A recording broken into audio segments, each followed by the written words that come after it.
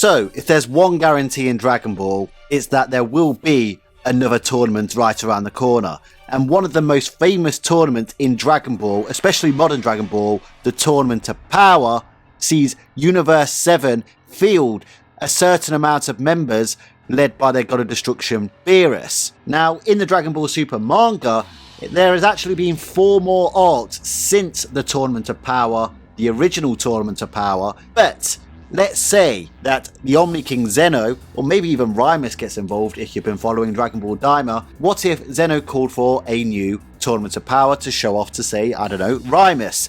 Perhaps he will bring back the 6 erased universes and all 18 universes rather than just 8. Remember, there was only 8 in the original Tournament of Power, fielded their strongest warriors. Now, we already know Universe 11 has some pretty damn strong warriors, Jiren in particular, who I made a video about the other day about a current Jiren and how he would possibly stack up to current Universe 7. But of course he has the Pride Troopers including Dispo and Topo, amongst others. And then of course there was King Goma in the Demon Realm auditioning to be a Pride Trooper. Just kidding. And then there's Universe 6 with the legendary assassin Hit.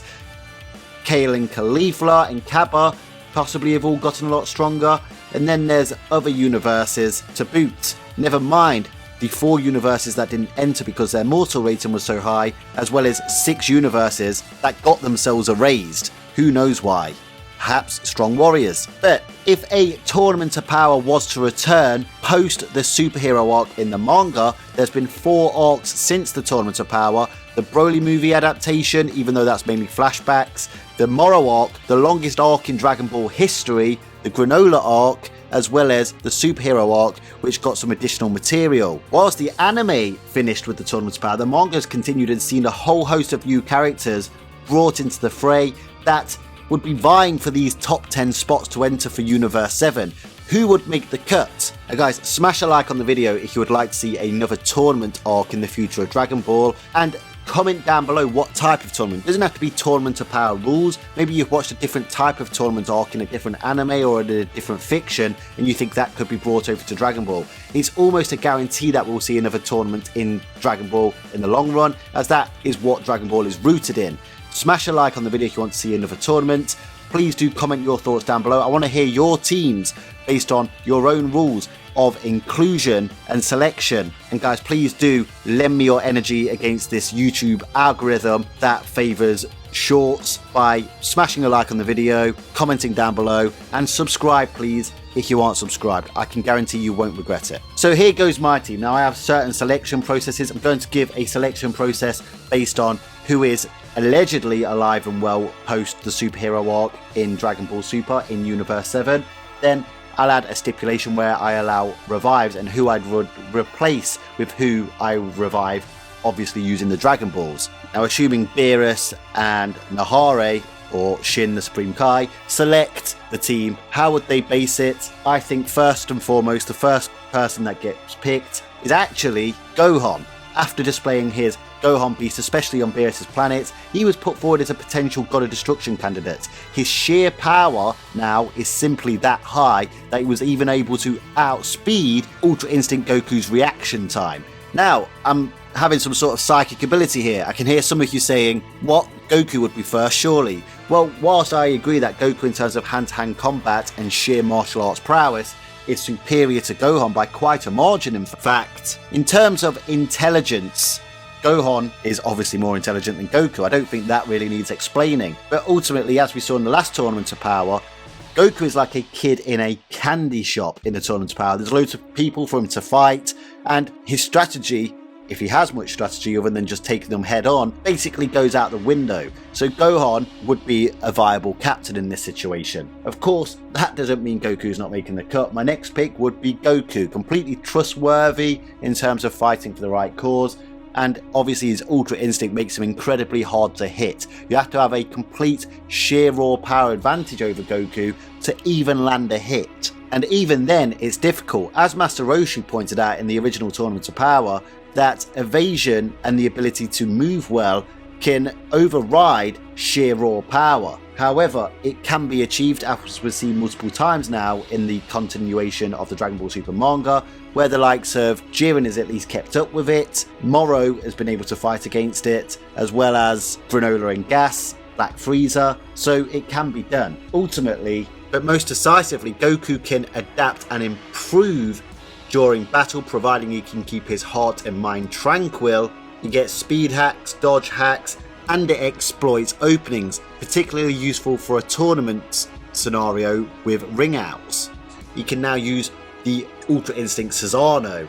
My next pick would be Vegeta. Now obviously Goku has an Ultra form that allows him to be hard to hit, and Vegeta has a form that makes it easy for him to hit, except the difference here is he gets stronger. Vegeta's weakness, of course, currently is taking too much damage, because if he takes too much damage, then he ultimately gets knocked out of the form and ultimately knocked out. But by capitalising on that damage, he does get stronger. Of course, this is a Vegeta that would be post-superhero, so he's had circa 2 years training on Beerus' planet to get used to that Ultra Ego form, and maybe he can optimize the amount of damage it takes to turn that into fuel. Now both of these Ultra forms allow Goku and Vegeta to turn the tides on stronger opponents if they can stay in the fight long enough. Also, this is a post-superhero arc, as I keep saying, which means it's also post-Dragon Ball Super Broly arc, which means this Goku and Vegeta would be able to use Metamoran Fusion, which would allow them to become Gogeta. Now, obviously, Fusion, when it goes past Super Saiyan Blue levels, doesn't particularly last that long anymore, but if they come up against a stronger opponent, they have the ultimate trump card at hand.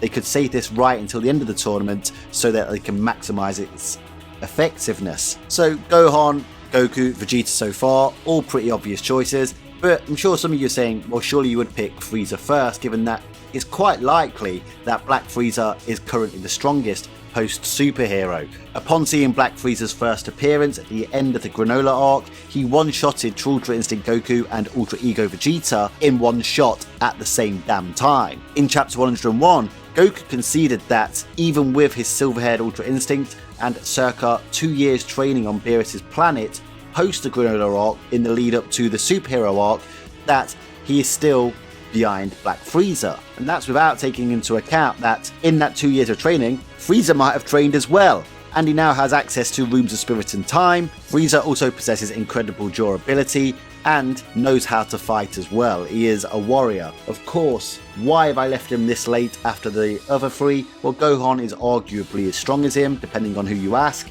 and Goku and Vegeta can provide fusion as a trump card. And is Frieza trustworthy? Well, the last tournament's power would say yes, because it's in his best interest to survive. Too powerful to leave off this 10-man team, especially when fighting for survival, universal survival. Next up, I will pick Piccolo. With Piccolo's orange form, it puts him up to par with current Goku and Vegeta levels, as per Toriyama himself in the movie continuity at least, and even Gohan singing his praises at the end of the manga. Despite what you may have saw of Piccolo in Dragon Ball Daima, Piccolo, at least in the manga continuity, is at least a good strategist, good hand-to-hand combatist, and has an array of abilities and special moves. He can regenerate, use magic, and also his special beam cannon amps his power incredibly. So they are the 5 obvious ones, aren't they? However, my 6th choice, now some of you may call this controversial because he's allegedly alive at this point, would be Granola. Granola, in the Granola arc, was able to one-shot an Ultra Instinct Goku, defeat an Ultra Ego Vegeta. Now you can argue both of them have got stronger since then, so maybe he wouldn't be able to anymore, but he did, and it wasn't that long ago that he did it, and fight Gas, who was definitely stronger than him. He has a plethora of abilities, and his sniping ability in a tournament like the Tournament of Power to pick off certain opponents would be extremely good to have. He can use instant transmission, clones, a form of destruction. He has loads of techniques and abilities due to the wish he made to become the strongest in the universe. I would definitely have Granola on my team because he provides Universe 7 with good ranged attacks. Next up, I would have Android 17. Now, Android 17 might not be as powerful as the rest of the gang that we've gone through so far, unless he's gotten ridiculously stronger and got some sort of amp behind the scenes. At least from the last appearance we saw of him in the Moro arc, he has got stronger, but at the same time, his infinite energy is still a valuable asset to have. If they can keep him from harm and getting injured, if they're in a battle of attrition, if they can keep Android 17 at his earlier tournament levels, then by the end of the tournament, all the other opponents' energy will have dropped right down, and Android 17 will be exactly where he is, once again, providing he can avoid physical harm. His barriers can protect his allies from damage they don't need to take, and of course, he is the MVP of the original Tournament of Power, and as we all know, a motherfucking strategic genius. In fact, he's probably the strategic kingpin of this team. My 8th choice, in a tournament aspect, I would still have Majin Buu, providing obviously he's awake. Now, for Majin Buu, despite improvements in the Dragon Ball Super manga post the Tournament of Power, he's probably the weakest member of this team. But if you've been watching Solo Leveling, you will know that they take a healer with them on every trip. Buu would kind of be like that for this team. And of course, he can always absorb opponents as a means to get stronger or steal their abilities. And obviously, it's not killing them because he hasn't killed them, it's just absorbed them. Simply because of the amount of magic he possesses and the type of being he is. He is ridiculous. He's a hacked character. He can heal, he can regenerate, he can turn people into candy.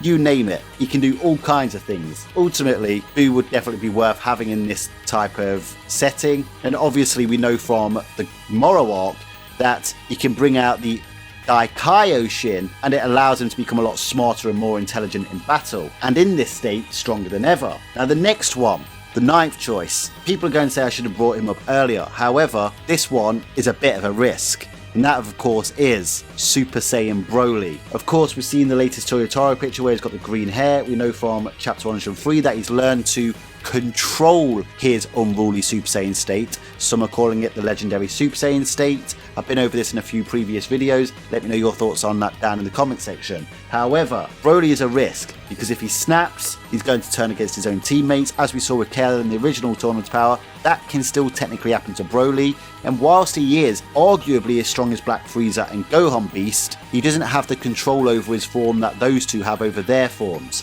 So, if he is to meet an opponent of similar level, if he doesn't have that adaptation we saw in the Broly movie from going into that raged out state, he could actually be quite easy to eliminate in a tournament setting. Power versus power, sure, he's a powerhouse. He isn't up to scratch with the likes of Goku and Vegeta in terms of martial arts prowess yet. Who would be my final choice? Well, let's look at who we've omitted so far. That was in the original Tournament of Power. There's Android 18, who made massive gains in the Moro arc, arguably as strong as Android 17 in that arc, given her showing. However, she's not going to make the cut. We only need one infinite model android. Tien, Krillin, Roshi, whilst they are all master martial artists, they simply won't make the cut. Simply because they are skilled, but their power compared to who else I can pick just pales in comparison. And then you could even look at Goten and Trunks, despite the fact they've gotten a lot stronger and they can fuse, even though they often botch that fusion. In terms of skill, they are just lacking in comparison to who I could pick. Simply because my 10th choice is Beerus. I'm going with the former Angel Beerus. Now, some of you may argue that this isn't fair because it's a former Angel, but he is residing in Universe 7 as a mortal now. The question is how much power has he retained? If he hasn't retained his angelic abilities, has he lost his Ultra Instinct? Has he lost his power? I would assume he's not lost his power. He may have, however, lost his ability to form his halo, which means he is at Moro arc levels, but with that halo, he was arguably beyond it. Just the fact that he started using that halo made him vanish. He wouldn't be able to use that level of power. It will be somewhere that will be level with Moro 7-3, as that's who we saw him compete against. He may still retain mastery of self-movement, as well as an abundance of techniques and abilities, but he is incredibly strong, and obviously is an angel, so even though he's deemed a young angel, he would still have years of experience that Roshi, Krillin and Tien won't be able to make up for. So, there's my 10. If you're going to be strict on Beerus, the two controversial picks that I've not included are Gamma 1 and OG73. I would actually go for Android OG73 because of his copying ability. It would be an extremely useful ability to have. You could also copy his own allies, so you could technically have two versions of Broly in the Tournament of Power, or Frieza, or Granola. It would be extremely useful to have. In fact, let me know what you would do. Would you have 7-3 or Beerus in the Tournament of Power? Obviously Beerus is stronger, but Beerus could be one of the people that 7-3's copied. Let me know your thoughts. Okay, so a stipulation, if I could revive someone, the main people that I could revive would be Moro, Gas and Cell.